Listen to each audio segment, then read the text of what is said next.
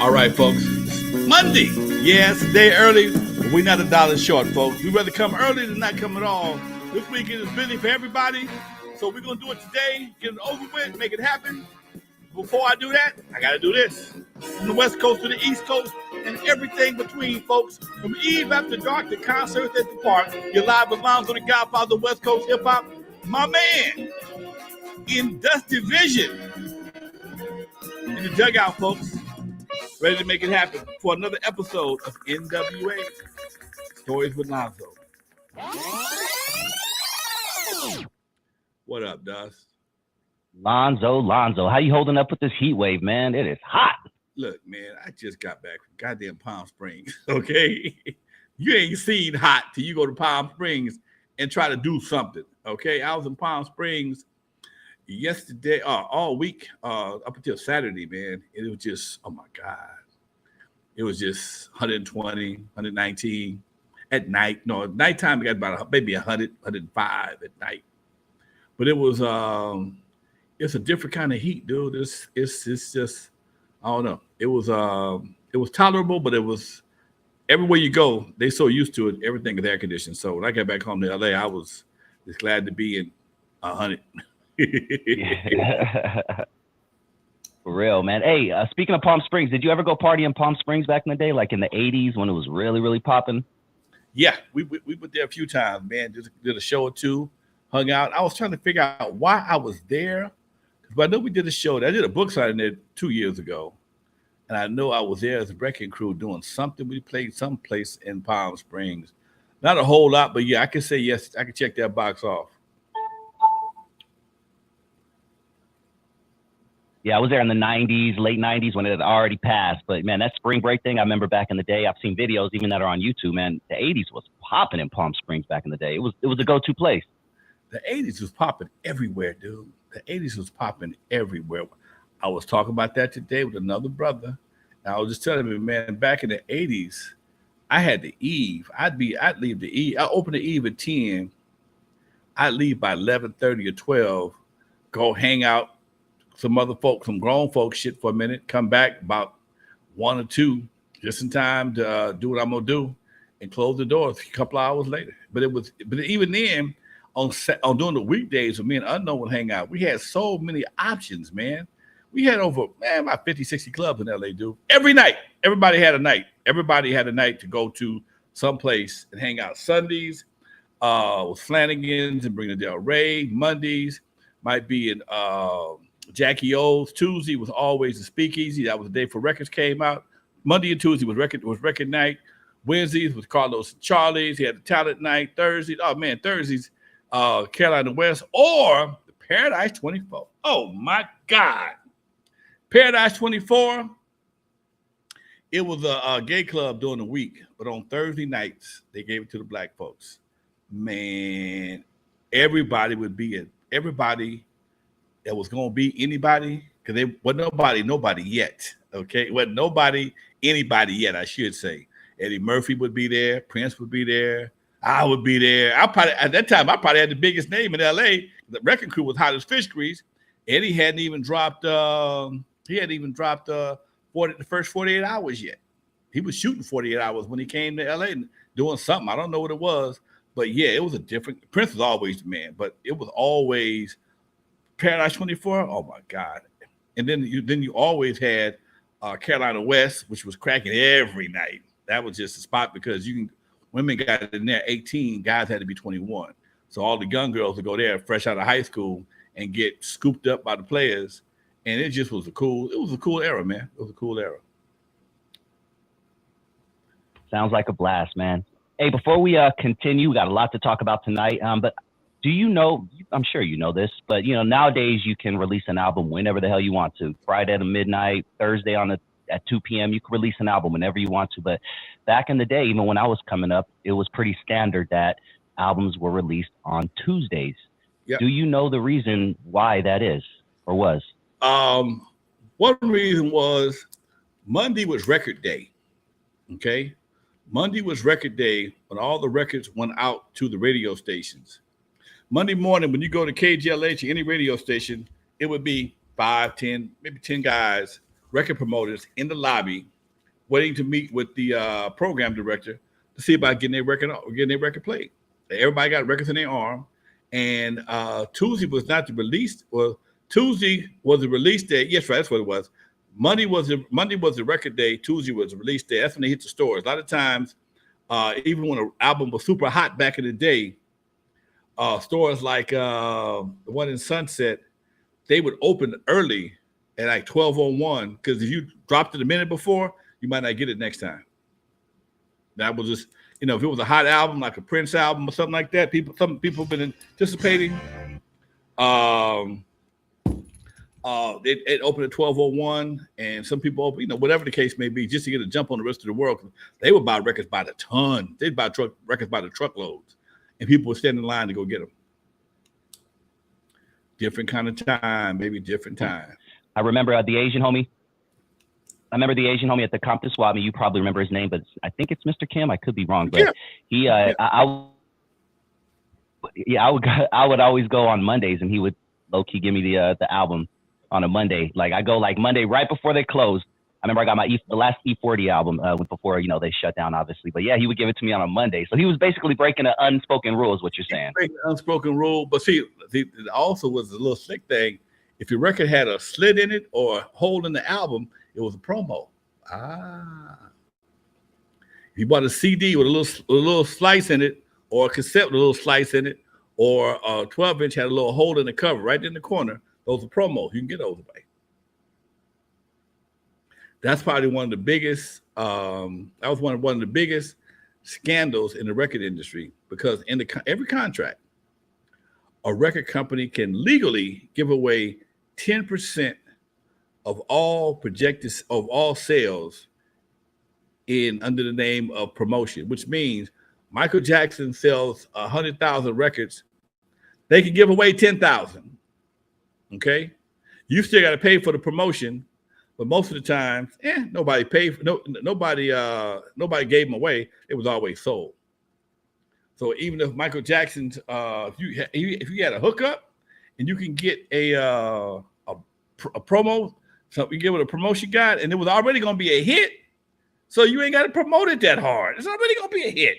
Prince don't need no 10,000 records for Prince, so that became an underground hustle for the record labels. You give away 100,000 records, that's $1 million. A 10 bucks a piece, CDs, it's $1 million.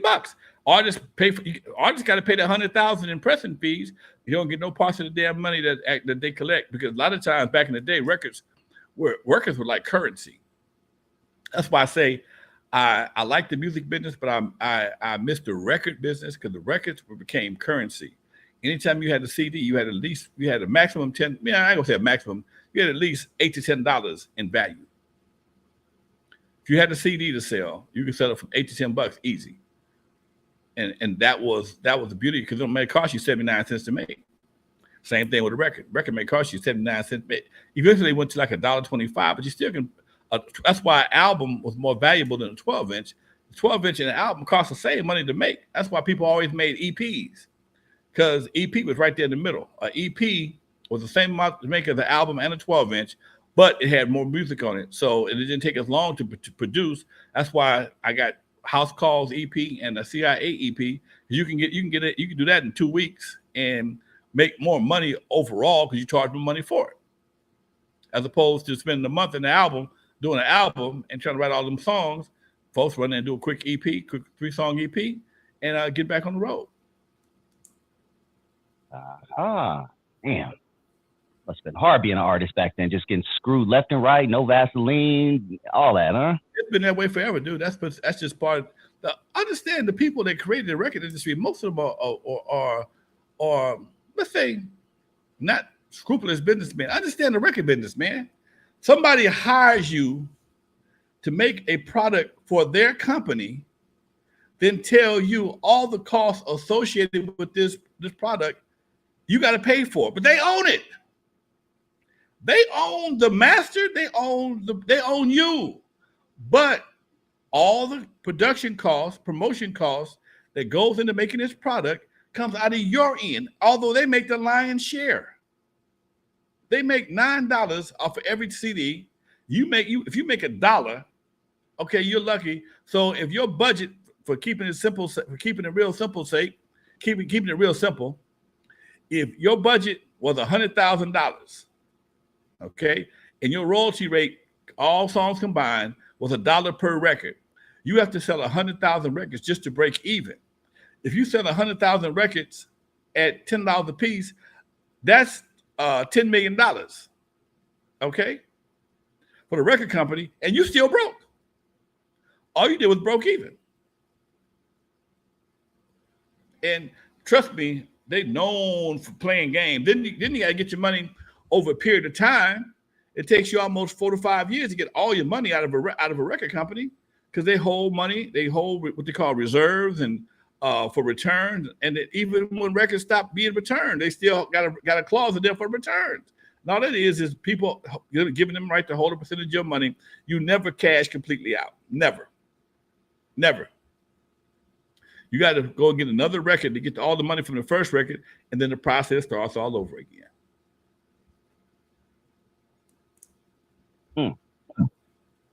Cold game. Man. All right. Before we continue, Before we continue, shout out to the chat fam. Everybody's looking busy in the chat. Keep any questions coming. I'll copy and paste them for later on in the show.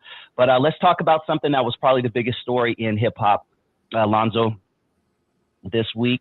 An unfortunate situation. Another rapper has passed away, allegedly from an overdose. Rapper Rich Homie Quan. Now, what I want to do, Lonzo, is I want to play the 911 call in its entirety, just so the kids out there can get an idea of what loved ones have to experience based on your decisions to take drugs that could end up being fake pills. So here is the 911 call from Rich Homie Quan. It's about a minute and a half long, so let's listen to the whole thing. This is his girlfriend. 911, operator 7214. What is the location of your emergency? All right, you need police, fire, or ambulance? I need an ambulance. Tell me exactly what happened. My boyfriend, he's been asleep on the couch since this morning. Well, he never came to bed last night. Sleep on the couch. I left him on the couch before I took my son to school this morning, put a blanket over him. And now I just checked on him again because he never got up. I don't feel a heartbeat. I don't see him breathing. And you said, hold on, you said on the couch, and what happened? I said I put a cover over him because it gets a little cool, and he's in the living room. And now I just checked on him because I see he never got up. And I don't see him breathing. I don't feel a heartbeat or anything. And I turned him over. I see he kind of foamed at the mouth. Saying he's not breathing. Is that correct? I'm not hearing you. Yes. Okay, ma'am. If there's a defibrillator available, send someone to get it now and tell me when you have it. Is there a what? If there's a defibrillator available, send someone to get it now and tell me when you have it. I'm not sure what that is. Okay, I'm sending the paramedics to help you now. Stay on the line and I'll tell you exactly what to do next. Okay. I need to know about how old he is.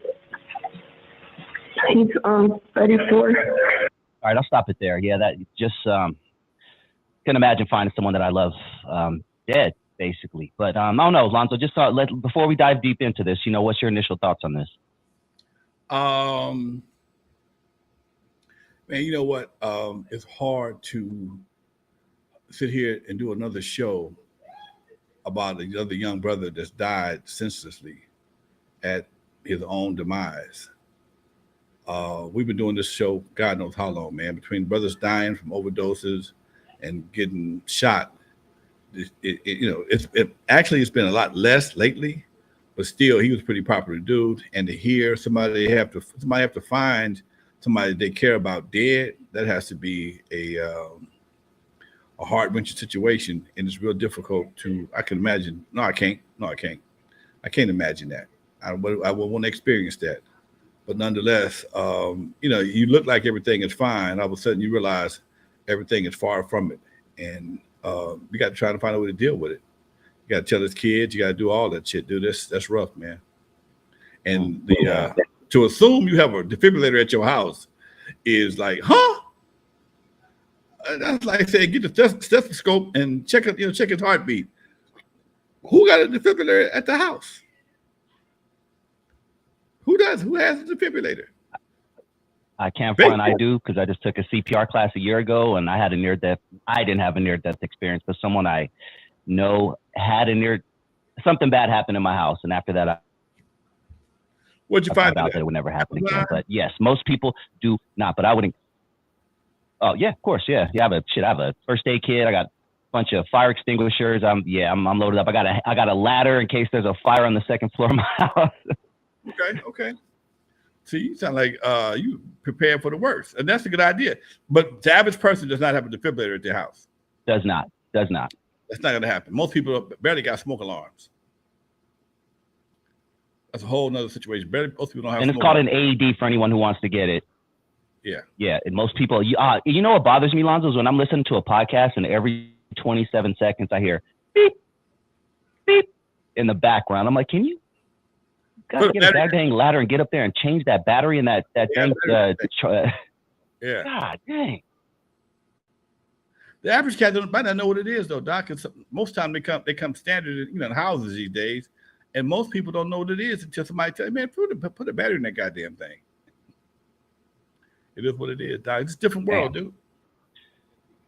Yeah, it's sad. And we're gonna dive a little bit more deeper into this, but before we go, I'm gonna ask if you have anyone you love, if you know anyone you love that are addicted to any substances, please just talk to them. You know what I'm saying? We all have our vices. I sip, I smoke, and all that. But when you're popping pills and things like that, especially in this day and age, odds are, if you're sniffing something up your nose, it's not cocaine. It's not 100% that. It is cut with fentanyl, and we're just seeing more and more people die. So if you have someone you love out there, please try to get them help. If you love them, if you don't love them, just let them do their thing. But if you have genuine love for them, try to get them help, or just at least let them know, dog, you need to stop this, man. If you don't do it, don't start, and don't let nobody tell you to start. That's the big problem, man. So many people are trying to fit in or be cool with everybody.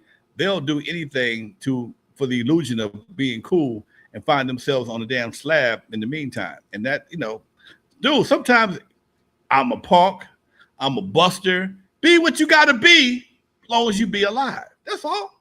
Be what you gotta be. Because just because they call you that don't make you that. Now, this is my third time today having this conversation, man. People have a tendency to talk people into jail, into death, into doing things that they know damn well they got no business, but you're trying to prove something to somebody else. Yes, I'll be all them bitches. I'll be all them right there because I'm not going for it, okay? And you're trying to prove, in most cases, you're trying to prove something to somebody who has no value, has nothing to lose. If you lose, there's no win for you. You're just getting somebody's respect that is questionable in the first place. Why is this person's respect so important to you? Just because they want you to give it to them, don't mean they deserve it.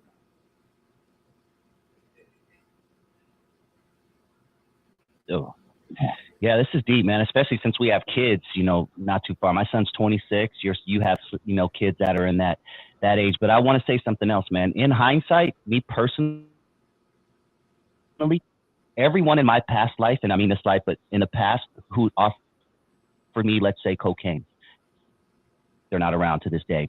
Anyone who's offered me any hard drug, they're just not around. Those people just eventually just went to the wayside. Because I truly believe that a good friend's not going to be like, hey man, hey, let's pop this perk. Hey, here's this perk. Try this. That's just me as I get older, man. I tell you, I watched Jerry Dunphy talk about cocaine back in the day, and that was like, oh my God, I gotta try that shit. That's real talk. That when they promoted it, it was like, okay, this might champagne. Be the champagne drug of the 80s, the party drug of the what the hell? And it's people, the media can market things, can inadvertently or possibly purposely make things so attractive that you know, they do it all the time, whether it's beer, wine, alcohol, cigarettes, products, you know, whatever the case may be. They make them seem so attractive that you almost feel left out if you don't try it. But these days, things have gotten so dangerous. I wouldn't try nothing but water and not have to get a taste test on that. It don't make sense. Yeah. And not to promote, you know, even doing coke back in the, let's say, late 70s, early 80s, but odds are if you bought coke in 1979, it was cocaine. It may have been cut with, I don't know, baby aspirin or some laxative or something. She might have the boo-boos for a couple of days. And I wasn't around. It's just what I heard, obviously, from, you know, people who are older than me. But if you got coke, it was probably coke. Now you get coke, it's most likely not coke. Man, you got daredevils that take drugs to see how far they can go, and before they go into a cardiac arrest, it's just before they die. I mean, that's just what they do. They just want to see how they can go. My brother was like that. He'd try any damn thing, and he ended up dying from drugs. I just thought about, I was saying, I'd hate to find somebody unresponsive. I found my brother's semi-unresponsive when he decided to take too many pills one day, and there was a hard feeling. He didn't check out at my house. He died shortly after that, later in the hospital. But to see him slumped over like that and see all the pills on the ground, and to know what he had done, is very heartbreaking, man. Somebody you grew up with, somebody that you wrestled with, played with, decide he don't want to be here no more. And you know, he died 3 times. He died twice that night, and next morning they brought him back. The next morning he struck out. So anyway, go ahead. Yeah. No. Let's dive a little bit deeper. And I'm sorry to hear that, man. But let's dive a little bit deeper. You know, and then there's going back to the glorification, what you were talking about. And it upsets me when I hear people like Kodak Black in their songs say things like, what did he say? I knew the pill was fake, but I still took it because I'm a goblin. He has a song called Goblin, and he's bragging about taking fake pills, and there's kids dancing to this, dog. No one else does this, Lonzo. They make shit seem so cool. That's something that needs to be banned. The fact that you can sit here and attempt to make taking fake pills cool should be banned. The fact that you even promoting drugs in that situation should be banned. And this is what happens when big pharma and the FCC, big pharma, everybody like whatever. If they want to do it, let them do it. And their attitude is like, don't do this. If I don't send it to them, somebody else will. But at one point in time, you couldn't have said nothing like that, man. No way in the world I would have flew on the record. If it did, it would have been on some underground record, you know, back behind the curtain at the record store. But today's time, man, whatever's going to get folks to do what they want to do, whatever the money is. Do you realize that big pharma has found a way to manufacture every drug that people have ever liked, whether it be heroin, crack, cocaine, whatever it was? They found a pill to duplicate that. Think about that for a minute. They know folks like drugs, and they just found a pharmaceutical replacement that they can put a name with a Z in it or something complicated, but it's the same. It gives you the same effect. Adderall, they say Adderall is liquid crack. What's the other one? That's the opium. The hillbilly, they call it hillbilly heroin. Oxycodone. Yeah, Oxys. You know, so every drug that people, every illegal drug that people have became attracted to, I ain't gonna say addicted to, attracted to, they found a pharmaceutical replacement and they get paid for it. And it's the same thing, the same high. I never took, I don't like taking pills. I take my herbs, that's about it. I've never been a pill popper, never cared for it. Never cared for being too high where I'm not in control of myself. Never liked that at all. And even when I drink, if I go to Vegas, you'll never see me drunk anywhere other than Vegas. And I won't be sloppy drunk. I'll just be feeling real good. Okay? Because I could walk my ass to the elevator and stumble my ass to the damn room, and I ain't got to worry about being too irresponsible. And that's just my personal way of dealing with things. yeah, I don't like to be out of control of my body. So I never woke up, and believe me, I party hardy, boy, drink, smoke, all that, but I've never woke up the next day and be like, damn, what did I do last night? You know what I mean? Like, that's just, I'm that guy that I always want to be the most controlled person in the room. Yeah, you and me both. Must be Gemini thing. Why is there a chicken in my bed? Why is there a dead chicken with a hole in him? He ain't laid no eggs. Yeah, I was telling somebody the thing, but even when I run clubs, I don't drink. Period. I said because I understand that if something happens and the police got to show up, somebody got to be sober to tell the story. And cops will put that in the report. We spoke to the manager. While we spoke to the manager, there was alcohol in his breath. No, not this manager. You won't. That's just my sense of responsibility kicking in. That's why Jeffrey let me run his shit because he knew I'm not going to do certain things.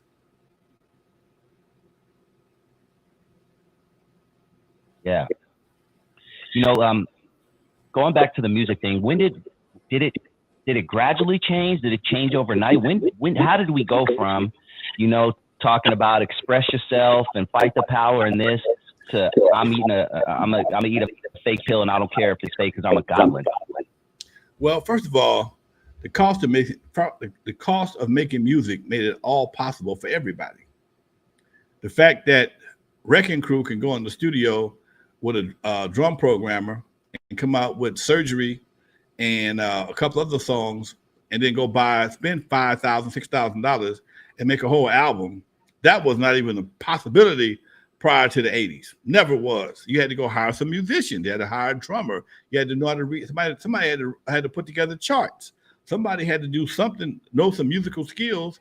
But when the digital era came about, you can program a beat, and then sampling came about, and then that you could just copy and paste the beat, and then you didn't need either one of them. You just get a hi-hat and a kick drum, and then you still had to write lyrics. But then all of a sudden, lyrics verses became optional. There's no hooks. It just folks babble for 3 minutes. And when I think the piece de resistance came when they finally said, you know what, here is these platforms, just upload it and let's see what happens. Because my theory is that because there's so many different outlets. Back in the day, there was only so many outlets. You only had so many P1 radio stations, so many P2s, and you had college stations. Okay, those were your only outlets for music. So there was gatekeepers because you had more more music than you had outlets. So you could be more selective. Now you have just as many outlets and a shitload of more music, so nobody cares. The gates are open. Come on in. Bring what you got. Let's see what the world wants to do. And every once in a while, every time one of these artists hit with some sketchy or what my boy called it shock hop, it just gives somebody else inspiration to go one step further in the shock department. My pussy is pink, my booty hole is brown. That's shock hop all day long. WAP is shock hop all day long. So in a way, in an effort to try and up the shock level, people say more and more shocking things. But again, you still gotta have something, you gotta have a beat to go along with it. But the problem with that is, even all that shock hop, you get it's like fireworks. Your shit blow up and it blow out. You don't see it no more. That's it. You don't even see sparks hit the ground. Think about that for a minute. A skyrocket will shoot up in the sky. You can lose sight of it in the night. It blows up. Bam! Then it's beautiful for about maybe 5 to 10 seconds at the most, and next thing it's gone. And a lot of these guys are like skyrockets. They just blow up and blow out. Blow up and blow out. That's the analogy. You know, this is random, but it's on the same level. There is a rise, Lonzo, of kids using nitrous oxide, also known as NOS, laughing gas, whatever the case is. Was that something back in your day? Did y'all, experiment with that? I was white kids. You know? Now it's everybody. Well, it's laughing gas. Dentist, you get it from the dentist. If you get too much of it, you just start, you be silly as hell. That was something they did at the raves a lot. That was very popular at the raves. I remember at the sports arena, even after Uncle Jam's Army would do their thing, they had some non-melanated kids came through there, and they would OD big time. Okay, they had ODs and Nas and everything else over there, and that's what shut down the sports arena for dances. Well, it wasn't so much Uncle Jam's Army and the Crips. They played a role, but now you got white kids dying on city property with drugs and the whole 9 yards, and it became a hassle. So now the city got tired of the lawsuits and the hassles. So they shut the whole thing down and eventually tore it down. But Nas has always been, not always, but primarily for white kids. I don't know no black kids ever nitric oxide. Not saying they don't. Yeah, that's crazy. Now they're doing it on. Yeah, they're doing it on No Jumper now. They're bringing canisters in, and it's crap. I'm literally walking down the street seeing kids with balloons now. And Lonzo, this is the fucked up part. This is the part that really upsets me. Vape shops now, it's big business, Lonzo. This Nas thing, they have flavored Nas now, and they sell it inside vape shops, and it's not illegal to sell it. Yes, it has a "Do Not Inhale" sign on it, but there's everything around is beautiful. They got watermelon, cucumber flavor. They got peach, banana flavor, and kids are literally huffing Nas from a manufactured place, and they're able to buy it out of vape shops here in California. That's my first time hearing that one, Doc. Again, I'm gonna send you articles. It's huge right now. Again, Nas is not illegal. It's just another form, another gas. You can go right there to Redondo Beach and buy a whole tank of it. I don't know how much it costs, but a 6-foot tank of it. Nas, helium, all that shit. Helium, people inhale that shit, make your voice tighten up, make your voice squeaky. Okay, it's just a chemical reaction. But again, I don't know enough about the reaction to Nas to say how bad it is. Has anybody died from it? I don't know if they died from it, but it's highly addictive, and they're walking around with it, hitting it like they're hitting a vape now. Like it's you know how kids just hit vape, they keep hitting it, I don't know if you see people that just hit the vape like, damn, how much higher can you get? People are literally doing that with Nas now. So it may not have an effect now, but it's definitely going to do something to their brain cells, right? Yeah, that's just like sniffing. Now, sniffing glue was the shit back in the day. Glue sniffing. How did you sniff glue? Like, so you put it like in a paper or something? Just you put it in a rag. You put the not that I did it myself because I didn't fuck with no glue, but you would they had this real strong glue, and you just put a rag over the top of it, unscrew it, put a rag over the top of it, and just inhale the rag, the fumes through the rag. And that right there, man, would say you selling. But then also, it would glue your fucking brain cells, for real. They did an autopsy on people's brains that had been sniffing glue, and the brain was solid. That glue didn't last that long. Didn't last long in the black community. Other communities, I can't say. But I know in the black community, I ain't fucking with that.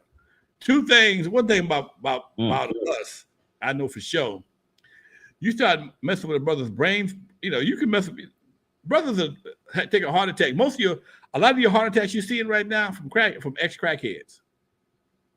A lot of your heart attacks are every crackhead I've known died from a heart attack. Some of them are still alive, but most of them, if they stay, the ones who didn't go to jail for long periods of time and were able to get clean, those are the ones that are still around. Everybody else who did crack for quite some time, they pretty much died. One thing I can say about black folks, if you start messing with a brother's brain, wait. PCP make your brain. Oh no, y'all keep that shit. PCP make your brain do what? Oh no. Glue make your brain. Oh, that's okay. Give me some weed. Give me some drink. Okay?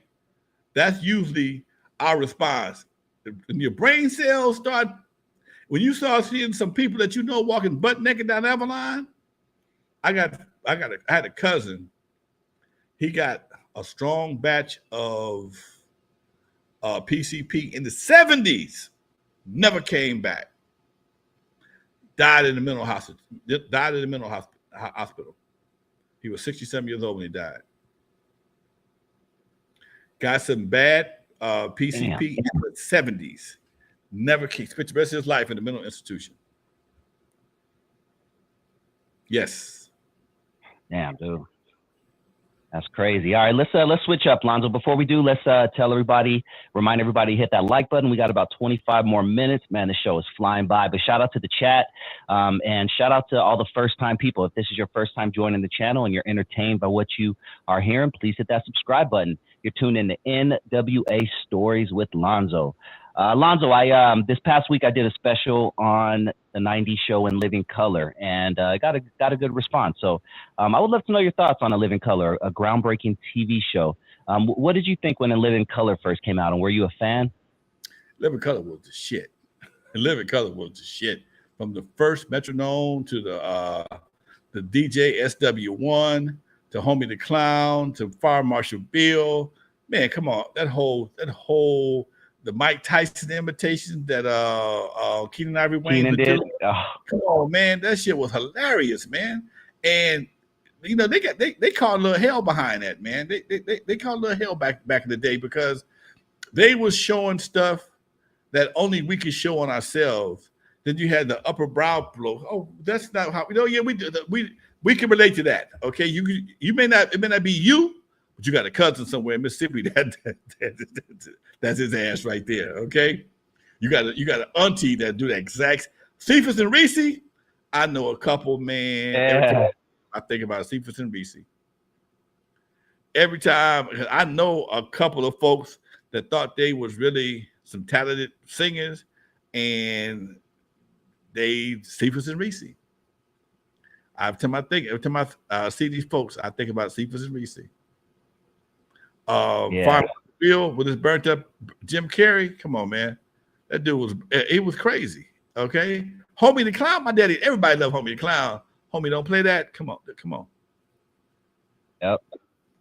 Did they get any, from what you remember, did the older generation at that time, did they dislike the show? Did they like the show? Were they on board? You know, were they getting a lot of, were they For the most part, they enjoyed it, man, because it was and most of the time it was, if you weren't an adult, some of them jokes might have missed you. If you weren't a full-grown adult, some of those jokes might have got right past your ass. But when the Wayans sister was playing the nosy ass neighbor, you didn't hear from me. Oh yeah, everybody knew her. Everybody got one of them in their neighborhood. You didn't hear from me, but you know your husband doing so and so, or your boyfriend, your kid. But you didn't hear from me. Okay, everybody got one of them. The two gay dudes watching the movies. Oh man, that was hilarious. Come on, dude. Come on. Hated it. Okay, come on, man. 2 snaps, a twist, and a kiss. Yeah. They even played that gay part a little bit too good, though. He was, come on, man. Anyway, it was really interesting, dude. I think it was a well-received show overall. Of course, like I said before, you have some of your upper brow folks that was, oh no, that's not proper representation. Get the fuck out of here. Go to your family reunion and see what kind of representation you got. What do you, because I didn't understand and appreciate how important Damon Wayans was to the comedic world when it comes Damon Wayans stand-up back then, before In Living Color. Obviously, he was in Beverly Hills Cop. Yeah, Damon Wayans was a member. What do you remember about the Wayans? The Wayans is before In Living Color. I remember Keenan played Eve After Dark. I know that for sure. Wait, what? We haven't talked about that. He played Eve After Dark when he was up and coming. He was from New York. He came from New York. He was my barber, Dwayne, downstairs, had did his hair and told him about my club. He was looking for a place to perform. And I gave him a shot. Keenan Ivory Wayans played Eve After Dark. Yeah. As in stand-up? As in stand-up, yes. Because I had Robin. Robin was one of my hosts at the show, at the club. Robin would come do shows. He knew I had comedy, D.L. Hewley. That's why D.L. Hewley would come to the club. And he knew Robin was there. So I never had a problem with, mixing it up. I would do contests sometimes. Robin would do a show. We'd have a rap contest, singing contest, because shit can get boring real fast in the nightclub. So I would have something to break the monotony. And one night it was Keaton Ivory Wayans. Next time I saw him again, he was on television. Wow. Real talk. He didn't do that well in the club because he had that New York humor. It wasn't all that great, but it was cool. And when you say Robin, you're talking, for everyone out there, he's talking Robin Harris, the late great Robin Harris, one of the funniest to ever do it, man. Tell us a funny Robin Harris story. You've told him in the past, but can you think of one? Let's see. Oh, what about when him and Homeboy were going back and forth at each other? It was a Sinbad? Oh, Sinbad. It was Sinbad, Robin and Sinbad. Comedy Act Theater, the hottest black spot in the city. Comedy Act Theater was Apollo, West Coast, without the cameras. My boy, Michael Williams, technically, they say we related, but we can't figure it out. But it is what it is. He brought black comedy to LA, and everybody would be there. Eddie Murphy would be there. Robin Harris was the host. Martin Lawrence, all the Wayans, the sister, everybody. Anybody that Arsenio Hall, Marshall Warfield, anybody you saw the Friday movie was that fucking Comedy Act Theater in Leimert Park. It was at the Regency West. And a couple of different things happened that was hilarious. That Robin was a killer. He was a killer. Robin would have people scared to go to the bathroom. Robin would be on the front, he on the stage, and if anybody in the front row had to go piss, male or female, he didn't give a damn. He'd roast their asses. And I never forget this as long as I live. Tommy Hearns had just lost to Sugar Ray Leonard, and Tommy Hearns had to go piss. He got up to go piss, and Robin Harris looked at him like, "What the fuck?" Tommy said, "Get out of here with that bullshit." And Robin didn't miss a beat. Don't make me call Sugar Ray. Nigga, the whole club just fell out because that was like the ultimate kick in the balls. Don't make me call Sugar Ray. Ooh, man, the whole joint fell out. Tommy had to start laughing because that shit was funny. That was some funny shit. But other than that, the next best thing was when they had a cordless mic and somebody gave it to Sinbad. Him and Sinbad went joke for joke, blow for blow. It was so hilarious. People had to get up and run out to keep from dying because you could not inhale.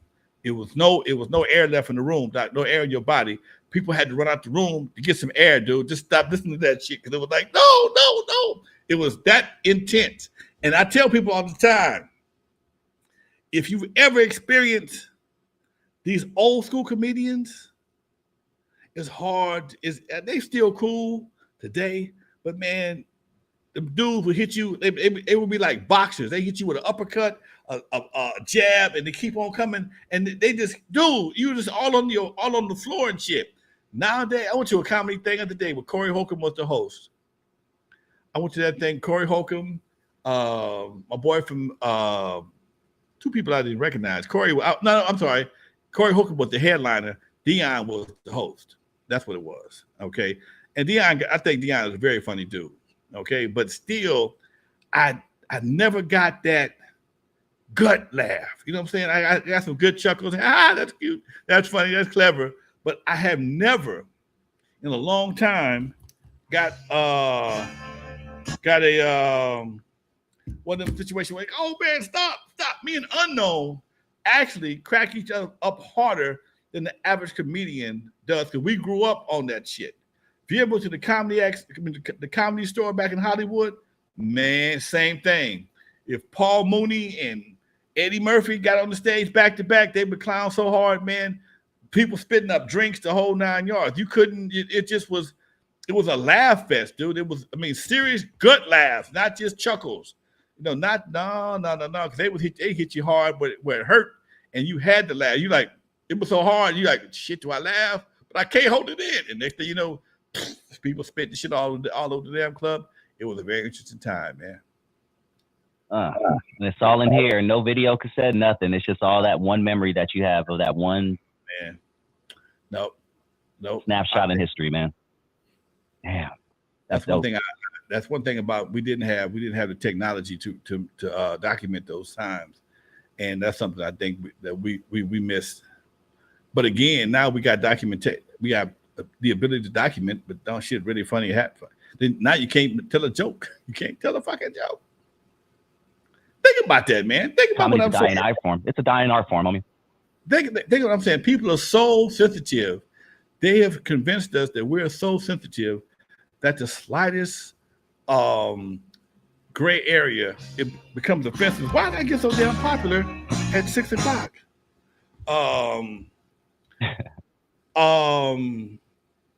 It's just the slightest gray area is now a sensitivity trigger for whoever wants to be sensitive, man. And that's the part that's really disheartening. I mean, we have an opportunity to probably record some of the to document some of the most unique times, but instead of us being allowed to be ourselves, we have to go out. Now we got to be stuntmen, hoes, daredevils, and shock jocks in order just to get a few likes and a few views. And I think that's sad. Man, did you realize how much stuff? If you ever seen Eddie Murphy's Delirious? Of course. Over half that show could not be 50 played. times. You couldn't even say it right now. That's it. Him and Eddie, none of that. Okay. Ralph Crandon and I want oh yeah, you. Hey Ralph, get on, man. Yeah, the fuck. I want you. Come on, man. That ain't gonna fly no more. That ain't gonna fly no more. Eddie, man, that's probably why Eddie don't do stand up no more, because the shit that he was saying was hilarious, man. That's the kind of shit I'm talking about. You grew up on Richard Pryor and Mudbone and the Man on the Bridge, yeah, and he's deep too. Come on, man. Water Cold, yeah, the deep too. Okay, that man, come on, man. That you can't do that no more. And that's just stereotypical saying that black men have long penises. Meanwhile, that's offensive to the white man who don't have. Come on, man, it's a joke. And the best stereotype, by the way. If there's going to be one stereotype I'd like to have is to have a big. Man. Come on now. Go to Long Dong Silver, man. Come on. But again, when you think about all the stuff that things that we've experienced especially back in the 80s, to now to be so oppressed, we are verbally oppressed to no end, man. Oppression is everywhere, especially when it comes to speech. Oppression is everywhere. I got half of what I said today is gonna get bleeped out. Half of what I said today is gonna get bleeped out. I ain't said nothing bad. I said a few curse words, but again, because I don't know what world they live in. People don't cuss, but for somebody to hear a few MFs and a couple of shits, I'm so triggered. Go get a psychiatrist. Leave me alone. Facts. Spin some real stuff. We got about 10 more minutes. Let's keep on this comedy thing, Lonzo. You told a story a couple years back about the time Chris Tucker got basically almost got jumped by some Bloods for talking shit. Yeah. Tell us that story again. I'm doing club at Eve After Dark, and where he had just got to town. Keith Morris brought him to the club. A man from Don't Be a Menace. I was like, for $2, the $2. That's what I teased me. $2. Now you want $2? Anyway, that's where he got it. That's where his first part was in Minister Society when he was a real crackhead. I was like, for $2. Then he went back to another show, Don't Be a Menace in the Hood, whatever the case may be. But he's a buddy of mine. And Chris Tucker had just got here from Atlanta, and I was doing my comedy thing, and just so happened that day one of my boys from the neighborhood that just got sentenced to 10 years in the penitentiary. And his girl went to court over in Compton, and she left court. And her and her girlfriends came over to the club to try and lift their spirits. You know, we selling alcohol, got comedy. Come on, girl, let's have some fun. Go listen to the comedy. Well, Chris Tucker don't know nothing from nobody. And my boy said, man, can he go up? I said, go ahead, give it a shot, see what happens.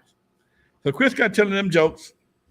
And he was not doing great at first. He was not doing great. He was doing his Michael Jackson stuff, and it was okay. But again, this is LA. We used to something a little bit different. And all of a sudden, what's wrong with her? Oh man, be cool, man. The boyfriend just got 10 years in jail, you know, blah, blah, blah. And Chris was like, I'll fuck you. I'll fuck her. Don't worry about it. I'll fuck you. And I went, while he was doing this, I went to the office or something.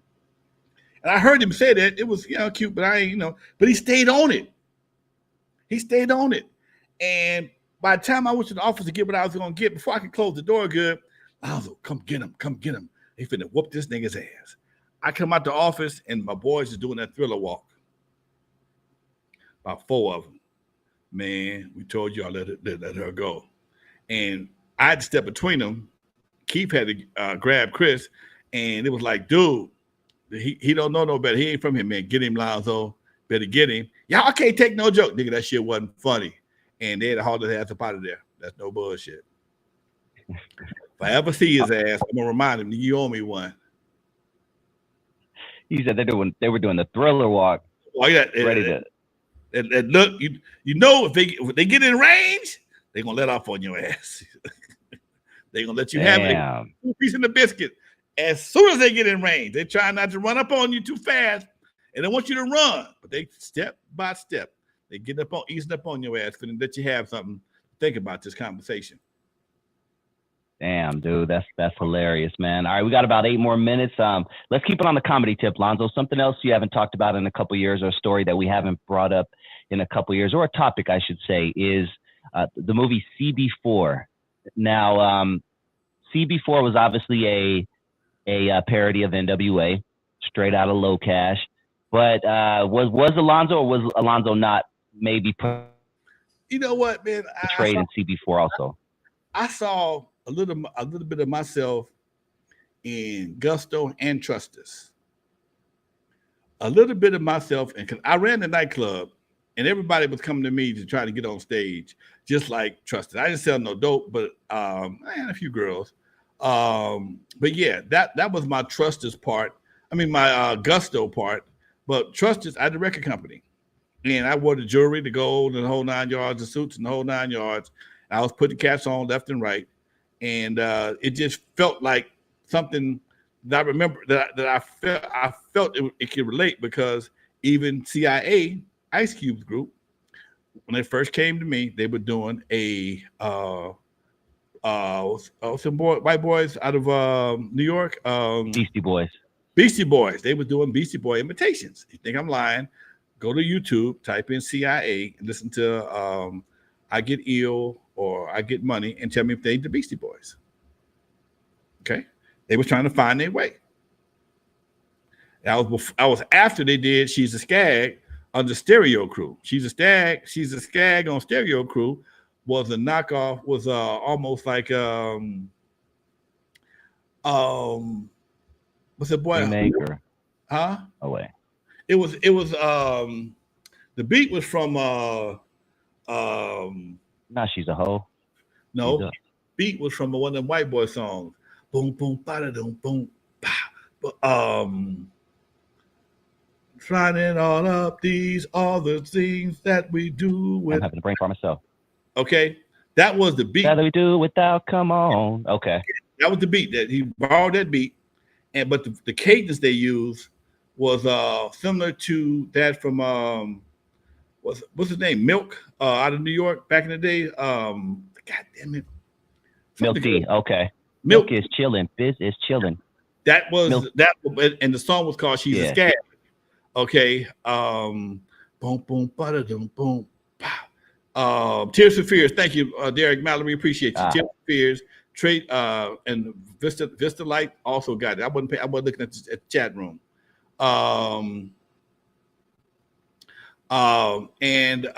She's a Skag was a knockoff of damn, what's my boy's name? Damn.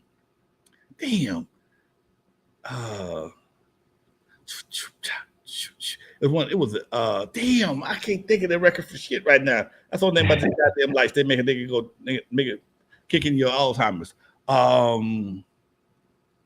I can't think of it right now, but it was a song that was real popular, and it was about lifting a girl up, talking about how fine she was, and instead of talking about how fine she was, they flipped it and made her she's a Skag. Okay. And that was a single we did on the CBS. Someone said Boogie Boys, Fly Girls, Fly Girls. Thank you. Fly Girls. Thank you. Fly Girls. Thank you. Fly Girls. Good job, Marlon. And Gary. Yes. Thank you. So it was a combination of those two songs. Okay. Tears for Fears and Fly Girls. That's how you got she's a Skag. Okay. And that didn't work. It didn't work. All right. Didn't do nothing but be on Michael Jackson's intro. And then when we left CBS and it came to Crew Cut, by that time, Beastie Boys had blew up, and listen to CIA, the CIA album Crew in Action, and that shit sounds just like some Beastie Boys shit. Okay. So that's when I saw those different attempts at the boys from CB4 to try to be the Fat Boys and this right here that reminded me of CIA trying to find their way, and then they finally ended up being gangsters, just like Chris Rock and them did in the movie. And if you listen to House Calls on Wrecking Crews on the House Calls 12-inch, you will hear Dr. Dre sound like LL Cool J. In fact, he sounded so much like LL Cool J, we nicknamed him for that album LL Cool Dre. Okay, because he sounds so much like Cool J. Yeah, that rah, and that raspiness in his voice. I don't know where it came from, but he got it, and that was the foundation of House Calls. Man, I love this West Coast hip hop history, man. This is where you're gonna get the best West Coast hip hop history. There is no other podcast, and I'll fight for that one. That there's no other podcast that covers West Coast hip hop like we do. So if you are a fan of just hip hop, period, but specifically West Coast hip hop, this is the place to be. N.W.A. Stories with Lonzo, usually on Tuesdays, but every once in a while we have to, we both got busy schedules, so we break it. But we will be here every week for sure for the foreseeable future. But, thanks again to the chat fam. And once again, if this is your first time joining the channel, hit that subscribe button. Anything else, Lonzo? You want to talk about the Easy documentary? Is it on the Tyree D, Carbalden, they got their song Top Billing. That's what it was. Top Billing. Yeah, there you go. Chilling, stop this chilling. Top billing. Top billing. Yeah, we got it good. Yeah, we got it good. There you go. Man, Wednesday, the second screening of the N.W.A. N.W.A. story. N.W.A. Now Without Alonzo documentaries be at the TCL Theater in Hollywood, the old Grauman's Chinese Theater. I just saw today we are semifinalists in the I think it was Hawaii's Film Festival. We are semifinalists up for an award, and we didn't win another. We're in 4 film festivals so far. We won one in Compton. We are finalists in another one. We didn't win something else, and we don't know what's going to happen on Wednesday just yet. But yeah, it's going down, folks. Look for me on Channel 11 on Fox TV on Wednesday. Also after about 5:45, 6:45 to 7 o'clock, I'll be on there promoting the prostate cancer walk, which is going down this Saturday at Cal State Dominguez Hills. We'll be walking for prostate cancer awareness. This year, we're going to have actual van out doing drawing blood to do PSA tests to see, to get examined to see if somebody has prostate cancer. You won't find out that day, but at least you'll be in the process to go see what's happening, folks. That's what's up. That's what I do. I love it, man. That hour flew by. Lonzo, you want to hit him with that outro? For those who never heard of me, I'm the first one to put Dr. Dre in the surgery. Stuck Ice Cube in the freezer till he got cold. On the eve after dark, 50-yard line to Super Bowl. In the movie Straight Outta Compton, they played me like a hater of rap. Don't believe that Hollywood bullshit, because it was all cap. My history goes deeper than you will ever know. Just remember that N.W.A. Stands for Not Without Alonzo. Peace, y'all.